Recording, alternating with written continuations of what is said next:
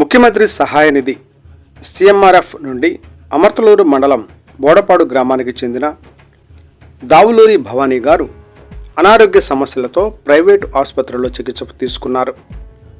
చికిత్స కోసం అయిన బిల్లును వేమూరు నియోజకవర్గ శాసనసభ్యులు నక్కా ఆనందబాబు గారికి వారి రిఫరెన్స్ లెటర్ ద్వారా సీఎంఆర్ఎఫ్ కార్యాలయానికి పంపించారు. తదుపరి ముఖ్యమంత్రి సహాయ నిధి నుంచి చెక్కు రూపంలో 44,319 రూపాయలు మంజూరు చేసి ఉన్నారు.